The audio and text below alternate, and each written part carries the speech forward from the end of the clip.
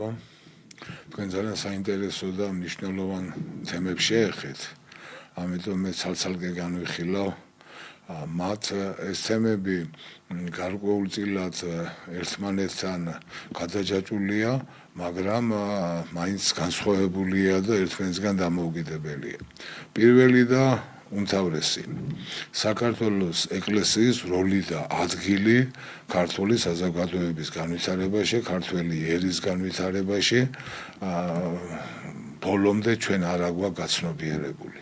სამწუხაროდ რატომღაც ისე მივიჩნიეთ საბჭოთა მემკვიდრეობიდან გამომდინარე, რომ აქცენტი გადავიტანეთ არა სიღრმისეულ ინსტიტუციონალურ თემებზე, არამედ ემოციურ პიროვნულ ბმებზე და აი აქ ამ ჩვენი ამ შეცდომით ისარგებლეს და ბუნებრივია გარკვეულწილად გადაიდო როგორც სახელმწიფოებრივი, ასევე ეკლესიის ინსტიტუციონალური განვითარება. თუმცა რადგანაც ეკლესიას ყავდა ისეთი პერსონა, რომელიც მისი უწმინდესობა გახლდათ, ეკლესია მაინც განვითარდა, მისმა უწმინდესობამ თავისი ბეჭებით აიღო მთელი ეს სიმტკიცე და ჩვენ ვხედავთ, შეგვიძლია შევადაროთ, პირადად მე შემიძლია შევადარო, იმიტომ რომ შეიძლება ახალგაზრდობისთვის ის მოცემულობა რასაც უყურებენ, მაგრამ მათ ვერც ალბათ წარმოუდგენია თუ რა იყო თუნდაც 50 წლის წინ, როცა მისი უწმინდესობა აღსაღდა, როცა თბილისში თავიდან ბოლომდე ქართული მხოლოდ ერთადერთი ტაძარი იყო სიონის ტაძარი. მრევლი არის ქართველი მრევლი თბილისში არ იყო, ძალიან ქაშვეთში იყო კიდევ ზედა ქვედა, რადგანაც არის ზევით ქართველები, დანარჩენ ეკლესიებში აი კანტიკ უნდა თუ ნახავდით ქართველებს და მე დიდუბის ეკლესიის გვერდით მაცხოვრებელი ადამიანი ბუნებრივია დავდიოდი სიონში, იმიტომ რომ იქ იყო ქართული მრევლი. მე ძალიან საინტერესო ხალხი იყო სხვა ტაძრებში, ალექსანდრე ნეველში მაგალითად იყო წინვალე მოძღვრები, ჯერ მარტო მამა ვიტალი სიდორენკო ადგილს, მამა ანდრონიკე, მეუფე მაჟუგა, ზინობი ბოდიშით და ჩვენ ძალიან გვსიამოვნებთ და მათთან ურთიერთობა, მაგრამ როგორც ასეთი ქართული სული მაინც სიონში უფრო მეტად იგრძნობოდა. სხვადასხვა მართლმადიდებლობას ეს ხო აქვს, რომ შენს ენაზე უნდა რა თქმა უნდა, მართლმადიდებლობა ეს არ არის ერთიანი ცენტრალიზებული, ასე ვთქვათ, სხეული, ეს არის დოგმებში, ღირებულებებში იდენტობა, დანარჩენი ავტონომიურობა და ეს იგრძნობოდა. კიდევ მეორე მიუხედავად იმისა, რომ მამა ვიტალის მოწოდებები, რომ მადლი საქართველოს რუსებს მიმართავდა, თავის მადლი საქართველოსია, მადლი მის უწმინდესობასთან არის, რომ იყავით საქართველოს ეკლესიის შვილები, როდესაც ზოგიერთი მათგანმა დააპირა წასვლა საქართველოსთან, არ წახვიდეთ, ეს არის ქრისტიანობა, თუ გინდათ აქ არის ქრისტიანობა. მიუხედავად ამისა, აი განსხვავდებოდა ეს მრევლი ერთმანეთისაგან და დღეს ვხედავთ ჩვენ ამ მოცემულობას, სულ სხვა არის, ეს ყველაფერი მისი უწმინდესობის დამსახურება. როდესაც ის აღსაღდა, იყო 4 ხანში შესული ეპისკოპოსი. ერთი ეპისკოპოსი, ყველა მისის კერატიშვილის მდგომარეობა, შემდეგ აღმოჩნდა პენიტენციალურ სისტემაში და ერთი ეპისკოპოსი თავისი ფსიქიური მდგომარეობიდან გამომდინარე გავიდა საერთოდ ეკლესიიდან და შემდეგ ის ადამიანი შეიძლება საზოგადოებას ახსოვდეს აი სტალინის, ჩერჩილის და რუზველტის ხატით რო დადიოდა. აი ის ადამიანი. აი ასე არ იყო კადრები რა, არ იყო კადრები, 40-50 სასულიერო პირი და ასე შემდეგ. ტაძრები არ იყო, ახლა შეიძლება ეს არ იცოდეს ახალგაზრდობამ, ტაძრის გასახსნელად აუცილებელი იყო 20 კაცის ხელმოწერა კანონმდებლობის მიხედვით. იქნებოდა 20-ეული და ეს 20-ეული ითხოვდა რომ გამიხსენით ტაძარი. ტაძრების უმეტესობა საბჭოთა დროს. ტაძრების უმეტესობა დაიკეთა იმიტომ, რომ ეს 20-ეული არ არსებობდა. ან დახვრიტეს, ან გააციმბირეს, ან დააშინეს და ეს არ არსებობდა. აი ჩვენმა ახალი თაობის მისვლამ ეკლესიაში განაპირობა რომ დავიწყეთ ამ მიმართულებით მუშაობა და მრავალ ტაძარში მეტეხის ტაძარში იქნებოდა აბანო იყო ნაზალადევის ტაძარში დღეს ივერიის ღვთისმშობლის ტაძარი რომ არის სახელოსნო ანჩისხატში სახელოსნო იყო ცეხს რო უძახით ზედა ბეთლემში და ასე შემდეგ და როცა გაჩნდა მრევლი ზე ქართული სული დავანდა ყველა ამ ტაძარში და მისი უწინდედობის სწორმა პოლიტიკამ, თანმიმდევრმა პოლიტიკამ, ყოველგვარი ხმაურის გარეშე პოლიტიკამ და მუშტების სემის გარეშე ნელ-ნელა გააკეთა ისე რომ ქართველი ადამიანები დაუბრუნა ეკლესიას და შეიძლება ის თავის დროზე დიდი კამათი იყო ანტონ პირველთან მიმართებაში, პატრიარქ ანტონ პირველთან მიმართებაში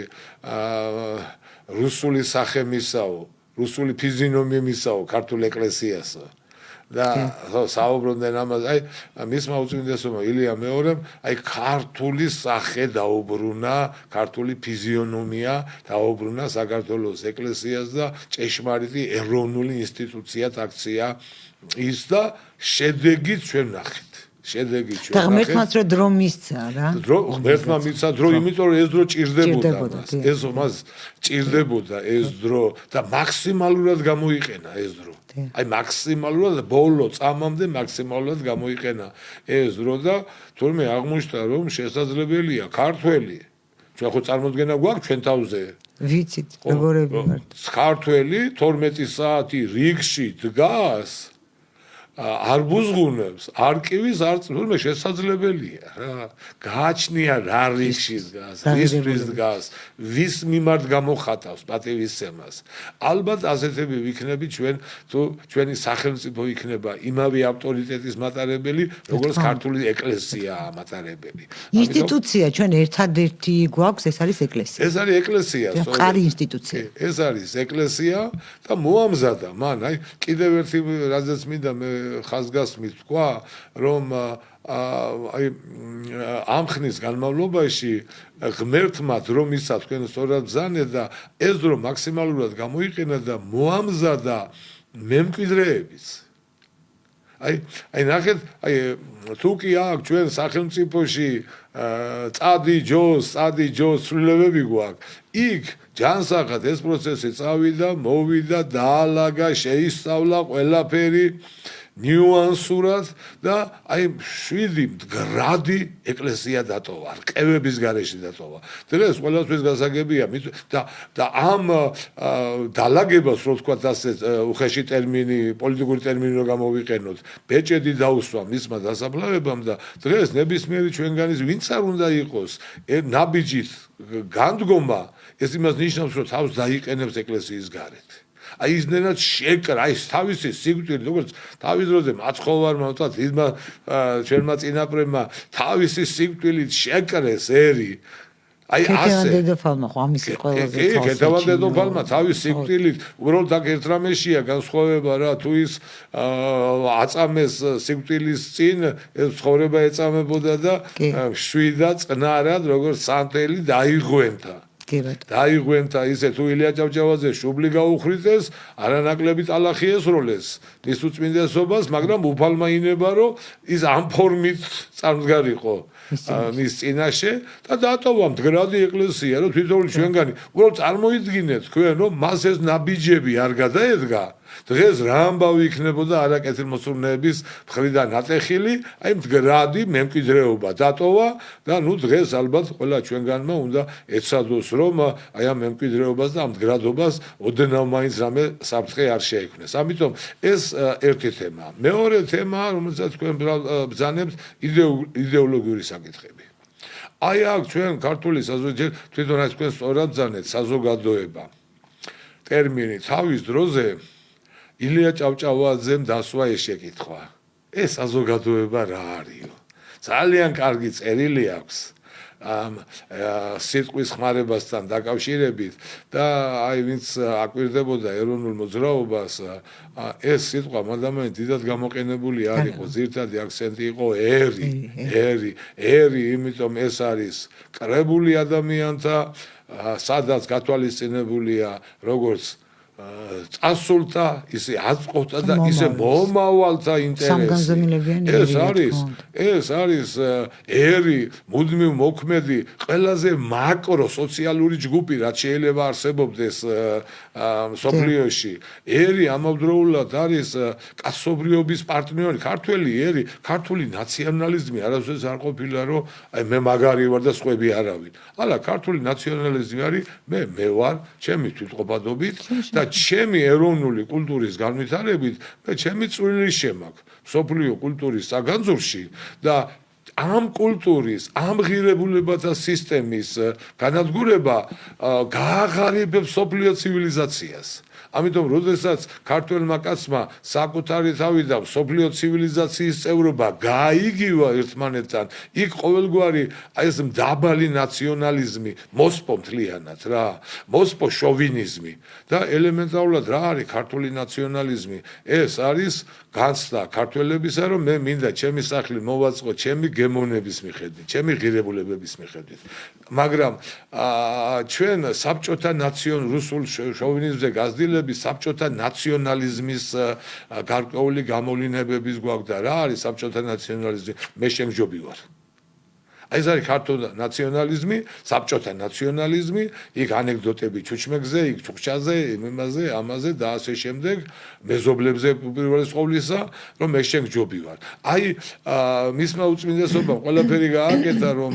ეს ქართული ნაციონალიზმი განვითარებული იყო და არა საბჭოთა დაბალი ნაციონალიზმი რომელიც ცხოველებს შეიძლება კონდეს მხოლოდ რომელიც ჯუნგლის კანონში მოქმედებს და ერთადერთი გამართლება ძალა რომ ვისაც ძალა აქვს ჯუნგლის კანონში ის არის და რომ მე სხვაზე უკეთესი ვარ და დღემდე ეს ჩვენ მოყვება რა თქვა ბოლომდე ვერ დავიცალეთ ამისაგან და სხვადასხვა აი ახლანდელი შეძახილებით რაც არის ხო ეს ევროპაში მე როგორ შეიძლება ვერჩოდე ევროპას თავისი არსობრივი გაგებით და კლასიკური გაგებით ეს გათქვეფა არც სამყაროს არ უყავს თუ შენ ისეთი იქნები როგორიც არის უკვე მაშინ რა საჭირო ხარ შენ აღარ ხარ საჭირო იკარგება აი იკარგება ამ იდეოლოგიურ ბრძოლაში ამ იდეოლოგიურ სახე ეკარგება ჩამოყალიბებული სახე რომელიც მას აქვს თუ კი ახლა ჩემთვის არაბეთთან განსხვავდება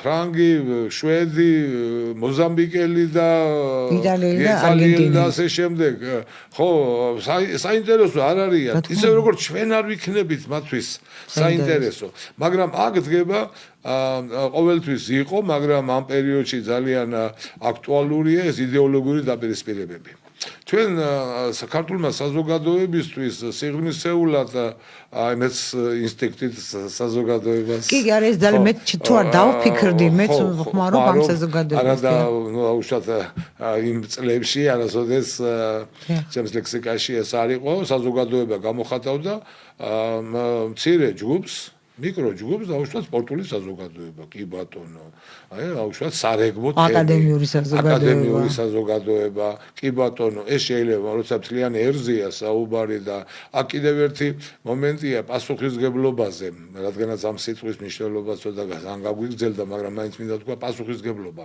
როცა ვამბობთ რომ მე ვარ ერის შვილი მე ვგზნობ იმ პასუხისგებლობას რაც 100 წლის წინ და შემდეგაც მე მეკისრება და როცა ვარ საზოგადოების წევრი არა მე მხოლოდ დღევანდელზე ვარ პასუხისმგებელი მე ამ საზოგადოებაში აი ახლა რო ვარ აი მე და თქვენ აი ამ სტუდიაში მყოფი საზოგადოება ვართ ჩვენ შეგვიძლია რომ გადაცემის ბოლოს რაღაცა ავაყირავოთ პირობითად რა მაგი და ჩვენ არ გვაინტერესებს მე ვინ შემოვა მაგრამ თუ პასუხისმგებლობის ზნობა გვაქვს ვიზრუნებთ იმაზე რომ ჩვენ შემდგომაც რომ შემოვლენ იმიტომ საზოგადოება ჭირდება ინფორმირება და აქედან გამომდინარე ბუნებრივია პასუხისმგებლობა მეტია აი ეს იდეოლოგიური დაპირისპირება რომელიც იყო დაუშვათ მე-20 საუკუნის დასაწყისში მე-20 საუკუნის დასაწყისში რომ სოფლიო სოციალიზმმა წალეკა და აი ჩვენი პარტიის წარმომადგენლები თვითონ აი თავიანთ მოგონებებში როგორც იხსენებენ, იმდენად იყო თბილისი ამ სოციალისტებით გაჯერებულიო, რომ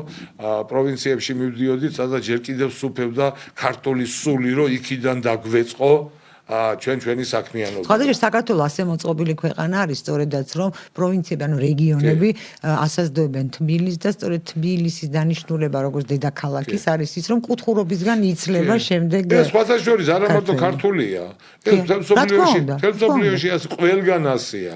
სოფელი მუდმივად არის კონსერვატორი და ის არის წყარო ჯანსაღი ქალაქში როგორც ახლა ჩამოდის სხვადასხვა ნაკადულები და ერთიან კალაპოტს ქმნიან ეს ყველგან ასეა ამერიკიდან დაწყებული პოლონეთით დამთავრებული ყველგან ასეა აი იდეოლოგიური ტალღა მემარცხენეობის იდეოლოგიური ტალღა რომელიც ამოვიდა მაშინ აი რაოდენ პარადოქსალურიც არ უნდა იყოს ამას შალვა ამირეჯიბი წერდა მაგალითად რომ კოლონიალურ ქვეყანაშიო პირველი პარტია სოციალური ინტერესების დაკმაყოფილების გამო შეიქმნა.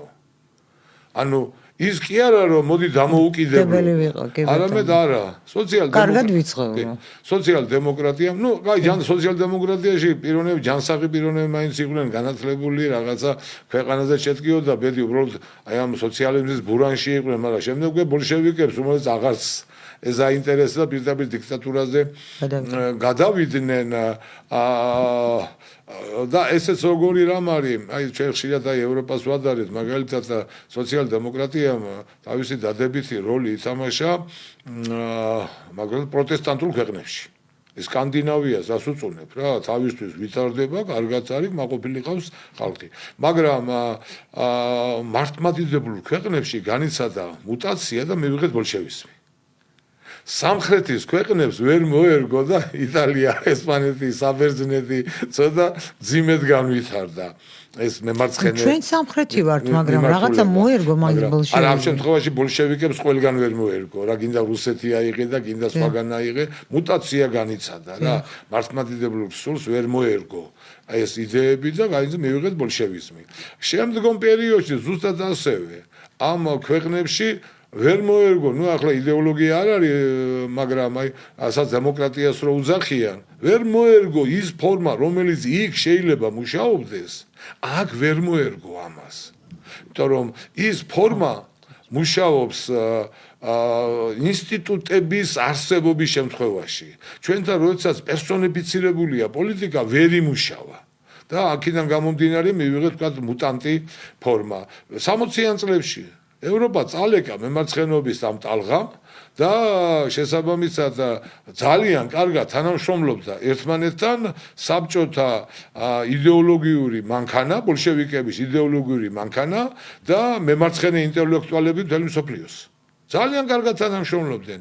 ვახსოვს ჩვენ ნებაყოფლობით საბჭოთა დაზვერვაზე მომუშავე უცხოელი ინტელექტუალები. ძალიან ბევრი და კულტურის წარმომადგენლების გვახსოვს. ოქსფორდის ხუთეული, იქ ფრანკფურტის სკოლა მთლიანად ამაზე აგებული და მთელ მსოფლიოში ჯერ თავის დროზე ინტერნაციონალი, კომუნისტური ინტერნაციონალი იყო სტალინის ხელში იარაღი, შემდეგ ამან უკვე როცა არ იმუშავა სხვა მექანიზმები წამოვიდა და დეკოლონიზაციის იდეოლოგიის ქვეშ ძალიან ბევრი მემარცხენე წარმომადგენლები დასავლეთის სახელმწიფოებისა და საბჭოთი ერთად თანამშრომლობდნენ და შედეგი მიიღეს. აი სუდანი მაგალითად.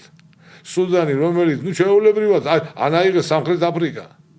ესე იგი კი იყვნენ კოლონიზაციის პირობებში კი იყო იქ გარკვეული ძალადობა, მაგრამ აი ამ მემარცხენე ტალღის გადავლის შემდეგ მივიღეთ გაცილებით უარესი რეზულტატი, ვიდრე იყო მანამდე. რატომ?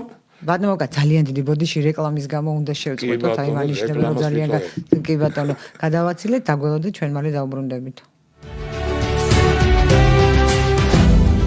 პოლიტიკა, საზოგადოება, ეკონომიკა, ანალიტიკა, საექსპერტო აზრი, უცხოეთის სიახლეები. ექსკლუზიურად ჯორჯიან ტაიმსის ეთერში რეალური აქცენტები. ბატალონ თათიძესთან და ნინო ხაჩიძესთან ერთად. რადიო ჯორჯიან ტაიმსის სარეკლამო სამსახური 293-44-05. ავერსში გულების აქციას საკვები დანამატებით შეუერთდა. დააგროვე გულები და მიიღე 20-დან 50%-მდე ფასდაკლება კოსმეტიკისა და ჰიგიენის, ბავშვთა მოვლის, კვების, საფენების რჩეულ ბრენდებსა და ახლა უკვე საინ ფარმას და ნატორმილის საკვებ დანამატებზე. დეველოპერული კომპანია New Group გთავაზობთ ბინებს და კომერციულ ფართებს ქალაქის სხვადასხვა უბანში, როგორც მიმდინარე, ისე დასრულებულ პროექტებში. საბურთალოზე, ვაზის უბანში და დიღომში, ყველა ბინა ბარდება თეთრი კარკასის მდგომარეობით. ჩვენთან არის 0%-იანი შიდა განვადება, 10%-იანი პირველადი შენატანი მიმდინარე პროექტებზე და თქვენზე მორგებული გადახდის პირობები ჩვენს პარტნიორ ბანკებთან. არ გადადო ხვალისთვის და ვიკავშირდით დღესვე ნომერზე 5994759 ასევე გადმოდით ჩვენ საიტზე www.newgroup.g და დაათვალიერე ყველა ბინა მარტივად. ჩვენი გაყიდვების ოფისი მდებარეობს ქავთარაძის ქუჩა ნომერი 60. ჩვენ ვაშერებთ მომავალს. რადიო ჯორჯიან ტაიმსის სარეკლამო სამსახური 293-44-05. პოლიტიკა, საზოგადოება, ეკონომიკა, ანალიტიკა, საექსპერტო აზრი, უცხოეთის სიახლეები. ექსკლუზიურად ჯორჯიან ტაიმსის ეთერში რეალური აქცენტები. პაატა ლომთათიძესთან და ნინო ხაჩიძესთან ერთად. ჩვენ ეთერში ბრუნდებით, განვაგრძობთ საუბარს ჩვენ სტუმართან, მამუკა გიორგაძესთან ერთად და ბატონ მამუკა, ეს საინტერესო ტენდენცია გამოიკვეთა, ცნობის მოყარეობა და სხვის საქმეში ცხვირის ჩაყოფა საერთოდ ადამიანს ახასიათებს და ქართველებიც არ ვართ გამონაკლისი.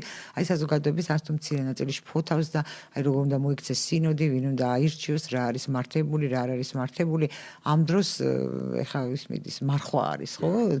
და ჩვენ უნდა ვიზეიმოთ მაცხოვრის წყინვალი აღდგომა და ნაცვლად იმის არ იმაზე ვიფიქროთ როგორ ვიმარხულოთ, გულით ვიმარხულოთ, თვალით, ყურით და არა მხოლოდ კუჭით და ეს შევძლოთ, ჩვენ თქვათ ვართ დაკავებული იმ ფაქტით, როგორ უნდა მოიქცეს სინოდი, მასწავლით ჭკუას და პატრიარქი დაკრძალული არც იყო ეს გლოვა დასრულებული, როდესაც ისევ დაიწყო ტალახისა და ქვების სროლა ეკლესიისადმი. მე წინა ასთავამთავრე. კი ბატონო, კი ბატონო. და ეს ტენდენცია გრძელდება დღესაც. აი მაგალითად 60-იან წლებში ეს მემარცხენეობის ტალღა, რომელიც განვითარდა, დღემდე გრძელდება. მაგალითად, რა ვიღოთ 64 წელს დაიწყო პალესტინის თემაზე საბჭოთა კავშირმა, ვინც დღეს არის მაჰმუდ აბასი. პალესტინის ხელმძღვანელი, მისი სადოქტორო დისერტაციის ხელმძღვანელი იყო ყველასათვის და ჩვენთვის ძალიან კარგად ნაცნობი ევგენი პრიმაკოვი. პრიმაკოვი იყო ეს არ ვიცოდი. დისერტაციის ხელმძღვანელი და დღეს ეს ტალღა აიტაცა ყველა მემარცხენე ჯგუფმა და დღეს აი რაღაცა პალესტინა ტერორისტული ორგანიზაცია, რომელიც მუდმივად მხოლოდ და მხოლოდ ამაზე იყო აგებული, იმიტომ რომ ასეთი შექმნა საბჭოთა უშიშროებამ, დღეს ფაქტობრივად არის ინტელექტუალური მხარდაჭერა სწორედ ამ მემარცხენე ჯგუფებისაგან. აი ეს პროცესი შემდეგ რეიგანის, ტეტჩერის, კოლის შემდეგ ცოტა ამ პერიოდში ცოტა შენელდა და იმის გავლენას განვიცით ახლა ჩვენ ამ ეკლესიისადმი ქვების და ტალახის სროლით.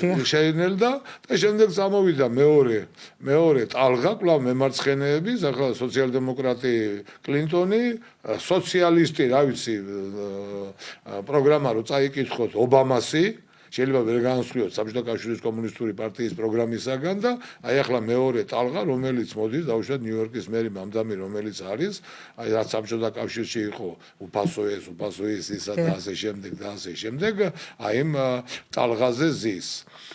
დღესაც მთელ მსოფლიოში ჯანსაღი რელიგიური ცხოვრება ამ ძალებისგან არის ან ქილიკისაგანი, ან ბრძოლისაგანი. ბუნებრივია ეს პროცესი ჩვენ როგორც ამ დიდი სივრცის ნაწილი საქართველოშიც ვრცელდება. ჩვენ კი არა მარკო რუბიომ ჯვარი რო დაიხატა შუბლზე მისი რწმენის შესაბამისად მთელი მსოფლიოს მემარცხენე პრესა ლანძღვაგინებით გამოდიოდა და დაცინვით გამოდიოდა. და რა გასაკვირია ჩვენთანაც აი ერთობა ჯანსაღი პოზიცია და ჯვარის დანახვა აგიჟებს ამ ხალხს და წყობრიდან გამოყავთ და დაინახეს რომ ეკლესიაში პროცესები ჯანსაღად წავიდა ის რომ პატრიარქის გარდაცვალება კი არ დააპირისპირა ხალხი კი არ დააპირისპირა ეპისკოპოსები არამედ ერთმანეთს ჩაახუტა საპატრიარქოში უნდა გენახათ აი როგორც ამოვნე ერთმანეთს რომ აი ეს მე შემინდე აი ესეთი დამოკიდებულება იყო ადამიან რიგში მდგომი ადამიანი ტაძარში რო შემოდიოდა ყველაზე ხშირად ალბათ თუ ვინმე ამას ათვლას გააკეთებს შემინდე და ეს ასეთი სიტყვები ისმოდა ერთგულება ისმოდა ერთიანობა ისმოდა აი როგორც კი ეს დაინახეს ამ ჯგუფებმა იგზნეს საფრთხე რომ მათი ადგილი აღარ დარჩება მათზე მოთხოვნა აღარ იქნება და მოდი რა აი ეს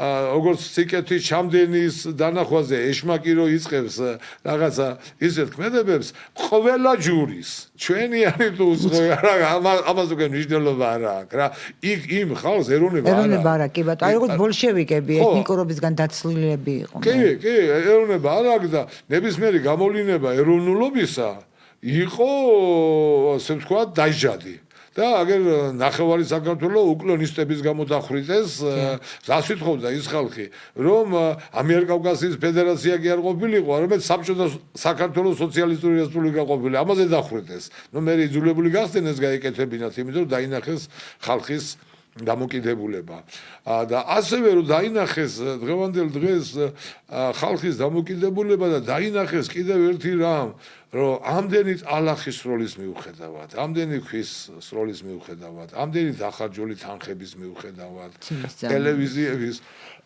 ასეთი აგრესიული, ინტენსიური მუშაობის მიუხედავად დაინახეს რომ ეს ხალხი ცოტა სხვა ხალხია. რომელსაც გააჩინა იმედი. ანუ ჩვენ ჯერ კიდევ ფორმაში ვართ, რომ გენეტიკური კოდი არ შეცვლილა. შეიძლება ტანსაცმელი შევიცვალეთ, შეიძლება ლექსიკა შევიცვალეთ, შეიძლება ცოტა გაწუწკებულები ვართ რაღაცეებზე, შეიძლება არა ვართ ყველა ხმის მქნეველი და რაღაცა. შეიძლება ეს ყველაფერი რა არის ასე და სიმართლე შეეფერებოდეს, მაგრამ კოდი ვერ შეცვალეს. გენეტიკური კოდი ვერ შეცვალეს. საქებარის მაქებლობაზე უარი არ ვთქვით რა რომ ჩვენ მივედით და თვითონ ჩვენგანში ხო ის ხინჯი იყო რაღაც ვერ გაუკეთეთ მის უწმინდესობას ვერ შევძელით სამაგიეროს თბილის სიტყვების თქმა ვერ შევძელით მისი შრომის 8 წლის ლოცვის დაფასება არადა ის ჩვენზე ზრუნავდა ის ჩვენ გვეხმარებოდა ყველანაირ ჩვენზე ლოცულობდა ხელმისაწვდომი ხო და როგორ შევძელით ამით მადლი ჩვენ დავიკელით ჩვენ დავიკელით და აი ახლა რაღაცა გარკვეულწილად აი ამის განცდის გამო ძალიან ბევრი მივიდა და კიდევ გააღვივა იმედი რომ იქიდანაც მოგვეხმარება რომ კიდევ ერთი მფარველი შეიძინა საქართველოს კიდევ ერთი ასე ვთქვათ უფალთან ჩვენი შუამავალი შეიძინა საქართველოს და რა ვიცი ახლა თუ შეიძლება დასაფლავებაზე ბედნიერი ერი უწოდოთ ჩვენ იმ ხალხს აი ნამდვილად ვიყავით და არც ერთ შემთხვევაში იქ არავინ არ მისულა იმ გაგებით ყველაზე მეტი რასაც უნდოდა ჩვენთვის ჩაენერგათ რომ კერპია თავის ყველა რომ ჩაიხედა თავის ხოვრებაში და ყველა რომ დაინახა რომ პირიქით კერპი კი არა მოსამსახური როგორც მაცხოვარი რეუნებოდა ვისაც უნდა პირველი იყოს ის იყოს მსახურიო საბოლოო ჯამში ყველამ დავინახეთ რომ მსახურია რა კი პირველია მაგრამ მსახურია სად არის კერპის ადგილი ადამიანი 24 საათი ლოცვაშია ნებისმიერი გაჭირვების დროს მასთან მიდიხარ პირველი ისეგებება საქართველოსკენ ნასროლ წყვიას და აი ეს ყველაფერი რო გაცნობიერდა ხა ჯერ 93 წლის კაცზე ასეთი მტირალი ჩვეულებრივი ახლა თქვა ბაბუა თუ არ არის შეიძლება და იქაც კიდევ ცოტა სხვანაირად არის რა და ამიტომ აი ეს იმდენად გულწრფელი იყო რომ ეს არის ქართული კოდის გამოძახილი ეს არის სწორედ ის რომ აი ეს კოდი ჯერ კიდევ ჯანსაღია, ჯერ კიდევ შეუძლია რომ ეგრისება ლაშარის გორზე შადგომა და აი რაღაცნაირად ქართველი ერი ალბათ გააცნობიერებს ამ პასუხისმგებლობას, რომ ჩვენ ვალში ვართ, ვალშია მის უწმიდების წინაშე, ვალში ვართ ილია ჭავჭავაძის წინაშე, ვალშია დიმიტრი ყიფიანის წინაშე, იქით აღარ წავალ, ვალში ვარ იმ თავდადებული ბიჭების წინაშე აფხაზეთში რომ სისხლი დაუარეს და ის აფხაზეთის დაბრუნება სწორედ ამ ვალს გაგვასტუმრებინებს ვალში ვარ ცხინვალში მიმდინარე პროცესზე ბევრ რამესთან ვარ ვალში თუნდაც ჩვენი გაუფრთხილებლობით აღუპულებთან სხვადასხვა სტიქიების და რაღაც მოვლენების დროს ამიტომ ეს ვალი გასასტუმრებელი გვაქვს და მოუზომავი სიტყვებით გული ვატკინეთ ვიღაცას გვერდზე მყოფს რომ გული ვატკინეთ ამიტომ იმედია რომ ეს ყველაფერი ამ 40 დღის განმავლობაში ჩვენ დაგვაფიქრებს და აი აღდგომას შეხვდებით კიდევ უფრო თავაწეულები და კიდევ უფრო ერთმანეთისმაც მოსიყვარულენი. ბატონო, ძალიან დიდი მადლობა ჩემს და ძალიან სამწუხაროდ ჩვენი გადაცემის ადრო ამოიწურა და უნდა დაგემშვიდობოთ. უღრმესი მადლობა. ძალიან დიდი მადლობა მაყურებელსა და მსმენელს. მე გემშვიდობები და ერთმანეთს შევხვდებით ხვალ 14 საათზე და 10 წუთზე ნახვამდის. პოლიტიკა, საზოგადოება, ეკონომიკა